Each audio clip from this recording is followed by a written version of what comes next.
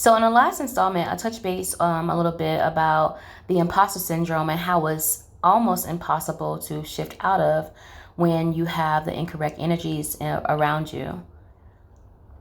And today I want to touch base on the imposter syndrome itself and how it comes into fruition.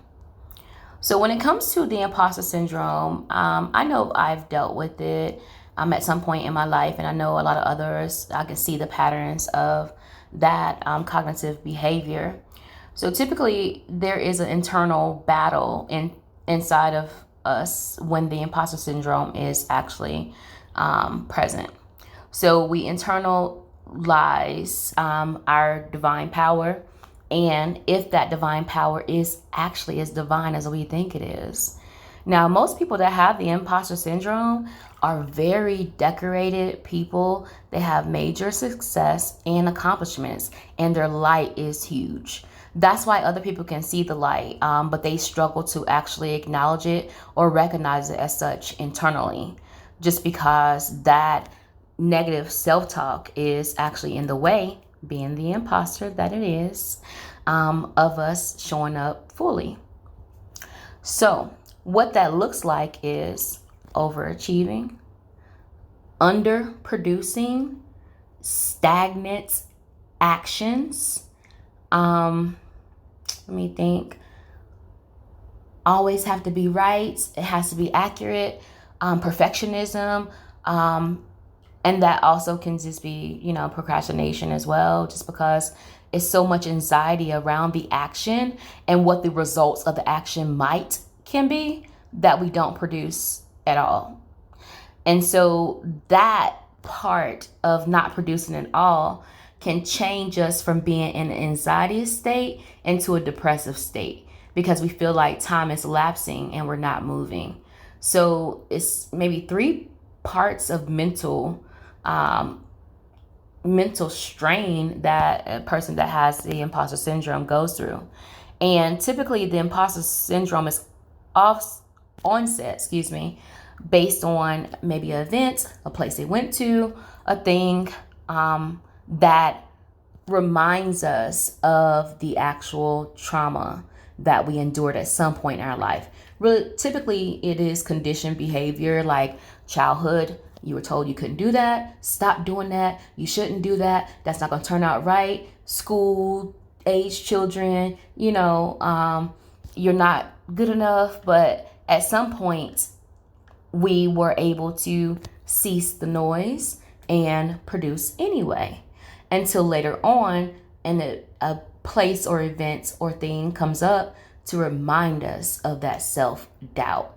And at that point, the noise gets really, really loud. Almost to the point as internally at night, you can't really sleep just because you're always in constant battle. But mind you, that thing or event was actually sent in to sharpen you, really, and challenge you so you can expound into the next leg of your journey. But it doesn't always translate just in that manner. And so then we internalize it as judgment, and everything looks like a criticism or a judgment from all things and everybody around us. But so it comes up to stop us from maybe humiliating ourselves, which is all fake, right? But in reality, it's actually a lower energy frequency program that is sent in to cease you from acting and ascending ultimately to the next levels of your journey. So, so that's a little bit about what the imposter syndrome looks like and how it can show up in one's life. The good thing about it is when it comes to the imposter syndrome, it definitely is only facade. And so with that being, it can always be removed. And there are certain tactics that you can do to make sure that you are building up yourself, your confidence in yourself, and just having a fuck it moment and moving forward. I don't know if you can cuss on YouTube, but moving forward with the thing and not being in lack or either fear or inferior posture for anything or anybody. Okay. So next installment, I will be back on here just to talk about some tactics that I've used to move myself forward out of that imposter syndrome, i.e. I'm here on YouTube making this video for you guys. So if you're interested in the next part of the conversation, definitely like the video and subscribe. And we definitely are about to change the game.